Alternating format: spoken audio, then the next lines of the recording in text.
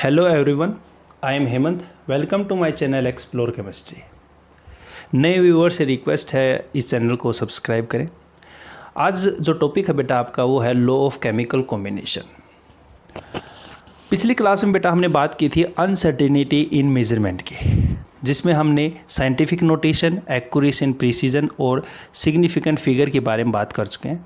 जिन्होंने नहीं पढ़ा है मैं उसके लिंक दे दूंगा नीचे, आप उसको जाके देख लीजिए।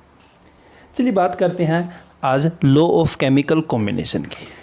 देखिए लॉ ऑफ केमिकल कॉम्बिनेशन यहाँ पे है क्या। साइंटिस्ट जो आपके उन्होंने जो ये जनरलाइजेशन जो ऑब्जर्वेशन बनाई है वो उन्होंने देखा कि हर रिएक्शंस में ये ऑब्जर्वेशन क्या आ रही है, सेम आ रही है। कि जैसे सपोज कीजिए हाइड्रोजन है प्लस में ऑक्सीजन है, ये यहाँ पे क्या बनाएगा, वाटर बनाएगा। कोई दिक्कत की बात नहीं है।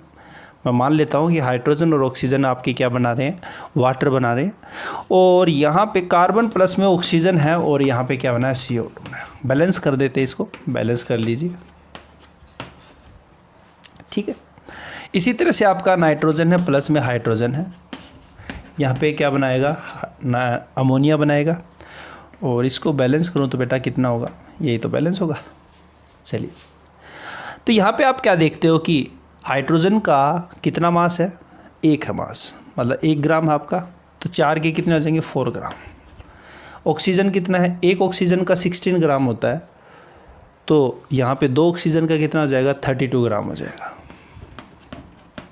तो आपको यहाँ पे दिखता है कि रिएक्टेंट की साइड जो मास है टोटल वो कितना है, 36 है। 36 ग्राम है आपका, 32 प्लस में 4 36। इसी तरह से यहाँ पे H2O आपका कितना होता है, 18 ग्राम होता है, प्लस में 2 यहाँ पे कितना होगा, 36। ठीक है। जैसे और रिएक्शन देखते हैं तो यहाँ पे इसमें क्या देखते हैं अपने को कि रिएक्टेंट और प्रोडक्ट जो है उनका जो टोटल मास वो सेम होता है। रिएक्टेंट का टोटल मास और प्रोडक्ट का टोटल मास वो सेम होता है। मतलब mass is neither created nor be destroy, जो आप सुनते हो वो यहाँ पे रिएक्शन में भी क्या होता है, लागू होता है। जैसे कार्बन है, कार्बन का कितना होता है, 12 ग्राम है, 12। और ऑक्सीजन कितना होता है आपका, 32, तो यहाँ पे कितना हो गया, 44 ग्राम हो गया बेटा। टोटल जो मास है रिएक्टेंट का वो कितना है, 44 ग्राम है रिएक्टेंट का टोटल मास। कार्बन प्लस में O2 है आपका, यहाँ पे कितना हो गया, 12 और प्लस में 32, ये भी कितना बेटा, 44 ग्राम। मतलब यहाँ से भी हमें ऑब्जर्वेशन मिली कि रिएक्टेंट का टोटल मास और प्रोडक्ट का टोटल मास क्या होते हैं, दोनों इक्वल होते हैं। तो यहाँ से भी हमें ऑब्जर्वेशन देखने को मिली कि mass is neither created nor be destroy. यहाँ पे जैसे आपका नाइट्रोजन है तो नाइट्रोजन आपका N2 है, यहाँ पे N2 की फॉर्म में पाया जाता है नेचर में। ये आपका कितना हो गया, 14 और प्लस में 14 कितना हो गया यहाँ पे, ये आपका हो गया 28। ठीक है बेटा। और ये आपका कितना हो गया, 6 ग्राम हो गया। ये आपका कितना हो जाएगा, 34 ग्राम आपका हो जाएगा total.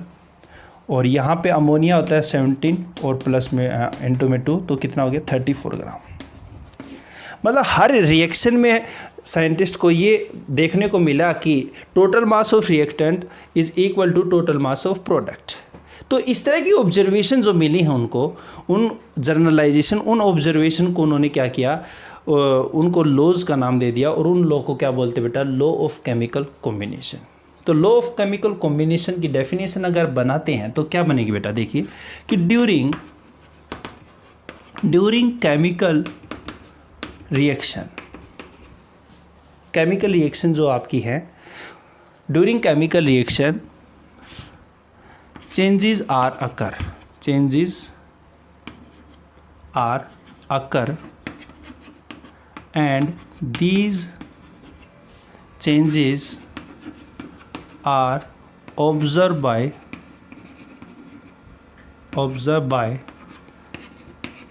scientists and they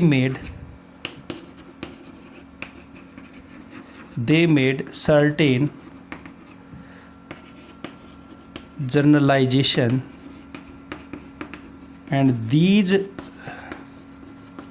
generalization जो ये जर्नलाइजेशन है known as law of chemical combination, उन्हीं को क्या बोलते हैं बेटा, कॉम्बिनेशन, केमिकल कॉम्बिनेशन होते हैं। मतलब अलग अलग रिएक्शन में उन्होंने ऑब्जर्वेशन देखी कि ये ऑब्जर्वेशन जो है वो सेम है सभी में। उन्हीं आइडिया को उन्होंने एक जनरलाइजेशन बनाया और उन जनरलाइजेशन को हम क्या बोल देते हैं, लॉ ऑफ केमिकल कॉम्बिनेशन बोल देते हैं। तो लॉ ऑफ केमिकल कॉम्बिनेशन की ये डेफिनेशन है, फटाफट राइट डाउन कीजिए। और इसमें हम बात करते हैं कौन से केमिकल आपके लॉ ऑफ केमिकल कॉम्बिनेशन होते हैं। ये आपके 6 लॉज हैं। पहला आपका है law of conservation of mass. ये दिया कब था, 1789 में। साइंटिस्ट का नाम आपका लेवोसियर। इसी को बोलते हैं law of indestructibility of matter, क्योंकि मैटर को ना तो बना सकते हो ना ही उसको डिस्ट्रॉय कर सकते हो, नाइदर क्रिएटिव नॉर भी डिस्ट्रॉय। सेकंड जो आपका लॉ है वो लॉ ऑफ डेफिनेट प्रोपोर्शन, जिसको कांस्टेंट कंपोजिशन भी बोलते हैं, जोसेफ प्रोशूट के द्वारा यहाँ पे दिया था 1779 में।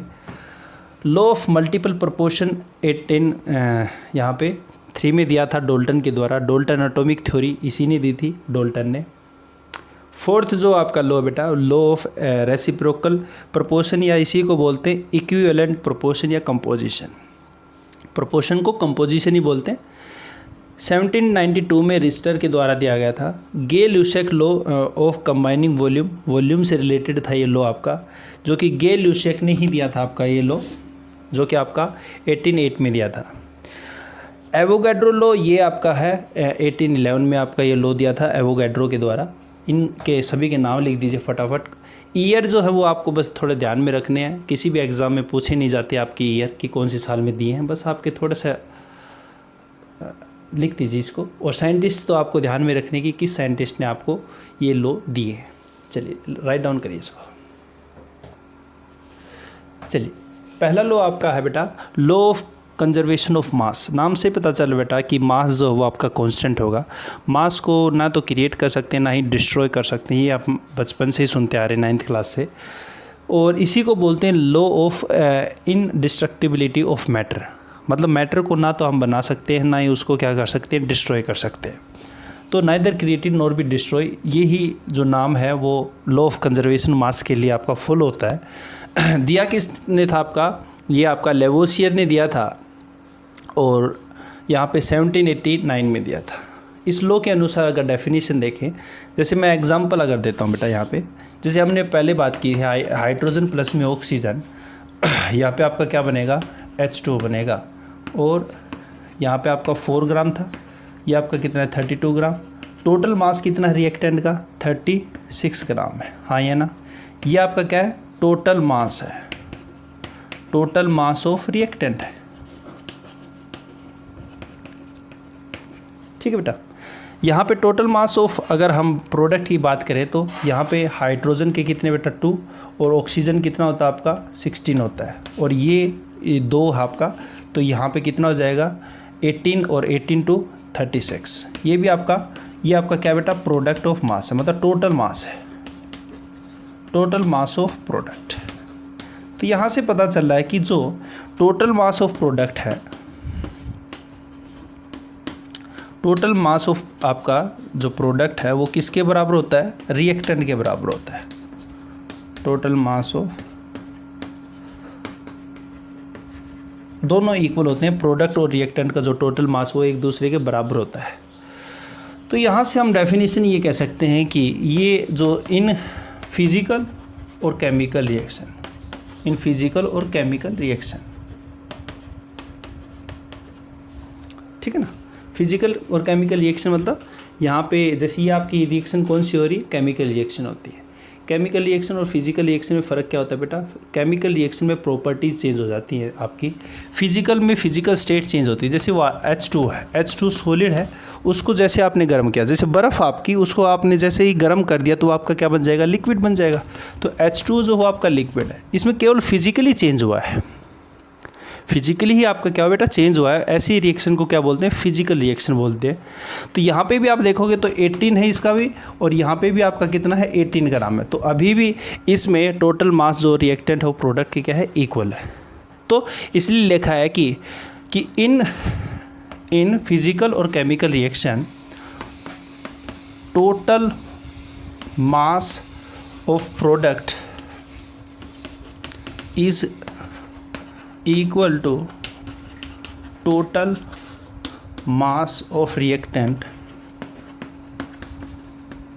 known as law of conservation of mass। इसी को क्या बोलते हैं बेटा? Law of conservation of mass बोलते हैं। और इसी को हम यहाँ पे इनडिस्ट्रक्टिबिलिटी ऑफ मैटर क्यों बोलते हैं?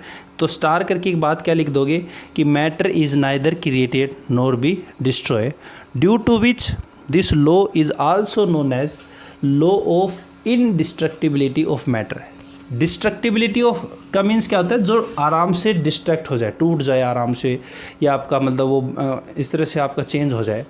तो यहाँ पे डिस्ट्रक्टिबिलिटी, इनडिस्ट्रक्टिबिलिटी का मीन्स क्या है कि हम उसको एक फॉर्म से दूसरे फॉर्म में चेंज कर सकते हैं। ये इसका मीन्स आपका इनडिस्ट्रक्टिबिलिटी का। ना तो उसको हम बना सकते हैं, ना ही उसको हम क्या है डिस्ट्रॉय कर सकते हैं। तो इसके आधार पर हम क्या बोलते हैं कि law of indestructibility of matter है। ये आपका law of conservation of mass है। ये न्यूमेरिकल में कैसे आपका अप्लाई होता है वो देखते हैं। एक बार फटाफट इसको राइट डाउन करिए। देखिए बेटा, ये कुछ क्वेश्चन दे देता आपको कि if 6.3 gram of sodium bicarbonate are added to 15 gram of acetic acid, CH3COH को बोलते हैं एसिटिक एसिड। ये आपका बाइकार्बोनेट है NHCO3। The residue is formed to weight, जो रेजिड्यू बना है वो आपका कितना बना है? 18 gram. What is the mass of CO2 released in the reaction? मतलब ये दोनों की रिएक्शन हुई है, जो कि आपको बता रखा है कि सोडियम बाइकार्बोनेट आपका 6.3 ग्राम है। किसके साथ रिएक्ट कर रहा है? 15 ग्राम आपका एसिटिक एसिड के साथ रिएक्शन कर रहा है। और इस रिएक्शन में आपको यहाँ पे जो रेजिड्यू मिल रहा है वो 18 ग्राम मिल रहा है। तो इस दौरान आपका CO2 कितना मिलेगा ये आपको बता रखा है। चलिए बात करते हैं NaHCO3। Sodium bicarbonate acetic acid के साथ रिएक्शन करता है और इसने क्या बनाया? रेजिड्यू बनाया। ठीक है, प्लस में CO2 गैस आपकी निकली है। ठीक है बेटा, ये कितना ग्राम है? 6.3 ग्राम है। एसिटिक एसिड कितना? 15 ग्राम है। ये तो डाटा दे रखा अपना। और रेजिड्यू कितना बेटा? 18 ग्राम है। हाँ या ना? ये पूछ रहा है कितना ग्राम। तो यहाँ पे कौन सा लॉ लगेगा? Law of conservation of mass. हमें पता है कि रिएक्टेंट का मास और प्रोडक्ट का टोटल मास दोनों का क्या होता है? सेम होता है। अगर सेम होगा तो हमें पता है कि देखिए बेटा कि total mass of reactant equal to total mass of product. ये आपका यहाँ पे कितना हो गया आपका? 6.3 और यहाँ पे कितना? 15.0 है। ये 6 नहीं है, 6 इज इक्वल टू रेजिड्यू कितना है? 18 ग्राम प्लस में x। तो यहाँ पे ये कितना हो गया? 21.3 ग्राम इज इक्वल टू 18 और ये x की वैल्यू निकाल लो। 21.3 अपॉन में 18.03, तो ये 2 और ये आपका कितना हो जाएगा भाई? बस 2.3 हो गया आपका। आप 18 में ऐड करके देख लो 2.3 कितना हो गया? यहाँ पे 3 होगा बेटा, इसको ठीक है ना 3, और यहाँ पे कितना हो जाएगा? 8 और यहाँ पे 2 21, ये हो गया। देखो टोटल मास जो आपका कितना रिएक्टेंट का 21.3 है और प्रोडक्ट का भी टोटल मास कितना आ रहा है? 21.3 है। तो यहाँ से इस तरह के क्वेश्चन आपको पूछे जाते हैं बेटा, law of conservation of mass से रिलेटेड है। ठीक है ना? आपको क्या करना है? रिएक्टेंट का टोटल मास और प्रोडक्ट का टोटल मास है, उसमें x की वैल्यू निकालनी थी आपको। x की वैल्यू निकाल के उसमें ऐड करके देख लो कि ये भी आपका कितना आ जाएगा बेटा? 21.3 इज इक्वल टू 21.3। तो दोनों मास क्या होते हैं? रिएक्टेंट और प्रोडक्ट का सेम आता है। ये आपका था law of conservation of mass. Next video में हम इसके रिमेनिंग जो लॉ हैं उसके बारे में बात करेंगे। अगर ये वीडियो आपको अगर अच्छा लगे तो इसको शेयर और सब्सक्राइब भी करें। Thank you very much.